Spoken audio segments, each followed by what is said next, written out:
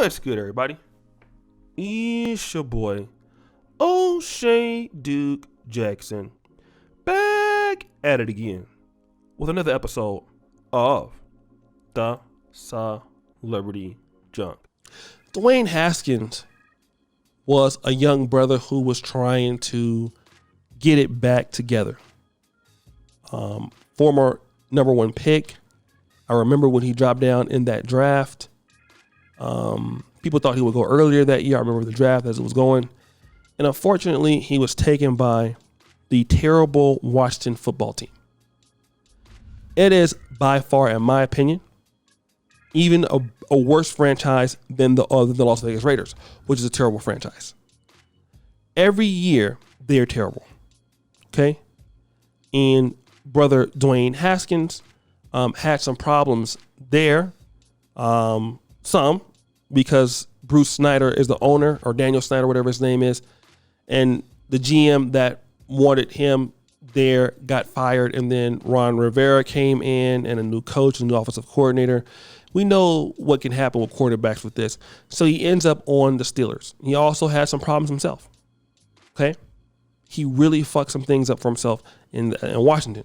Had some problems off the field with his girlfriend, who I believe later on became his wife. Okay? Now, getting his life back on the right track, he is hit by a dump truck this morning. And it looks like as he was getting out of the car, maybe ran out of gas, he got killed.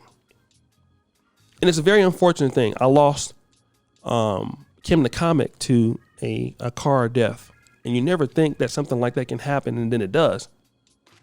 But I want to talk about controllables in life and how important that they are. And this is no means to be disrespectful to Mr. Haskins. But I wanted to say this.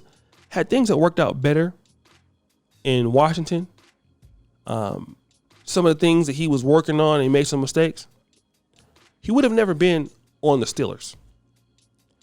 And even though he was there this morning, we would never see him in the Steelers uniform because he did what he was supposed to do on the Redskins.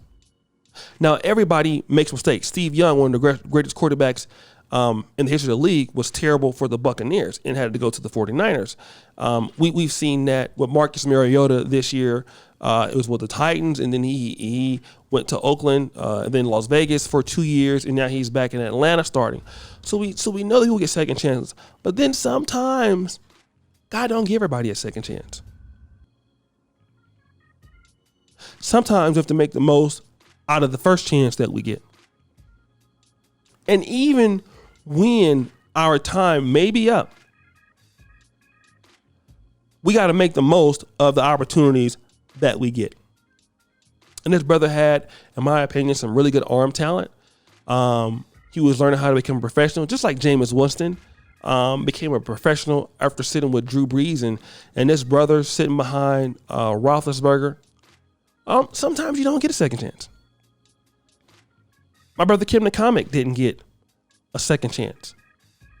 And Dwayne Haskins wasn't out drunk driving or anything like that. But I want guys to understand that tomorrow's not promised. Tomorrow's not promised. If you think that because you're 24 or you're 30 or you're 14 or you're 34, that, you know, because you leave tonight, you're coming home tonight, you got another thing coming. Okay? You got another thing coming. The only two things in life that are really, really, really guaranteed. It is taxes and death. That's all. Taxes and death. And every time you get an opportunity to do something in life, take advantage. Take advantage of it. And I figured that our young brother here was trying to do that. But so many young black men don't get a second chance. Some people are like, oh, I'm young. I can figure it out. Death comes from the young, just like it comes from the old. My grandfather died in 2019. He was 101. And me and my grandfather together went to many funerals of young people. Double casket funerals. Guys who got killed at 16, 19, 20, 30. People that was here yesterday and you go look at them in the casket today, you can't believe it's them. The death call on the old like the call on the young. And I'm asking you guys right now, under the sound of my voice, in Mr. Haskins and his family, because he was a young man that was getting his stuff back together. But do it now. You know how the preacher would always say at the end of the sermon, like Billy Graham said, the most important part of the sermon is the call to Christ at the end. Always give the call. Appeal to the person's need to come to Christ. I'm appealing to your need to take opportunities today and not say, I'm young, I can figure it out later. Because tomorrow is not promised. Many of us, we know people that's here today, gone tomorrow, man. And life is beautiful. Life is precious. God put you here on the earth. You made it amongst much competition. There were billions of sperm that you beat to get here. You get the opportunity to elevate your life. Make the best of it. Do your best. Many of us that are older guys now, I'm 41, I've messed up so many opportunities. And I'm telling you guys, don't be like me. I don't want you guys to be like me. I had so many opportunities in my life that I have fucking blew because I was stupid. I thought I had time. Even with your retirement savings and you're playing catch up at the rest of you don't want to be 40 playing catch up. You don't want to be 50 playing catch up.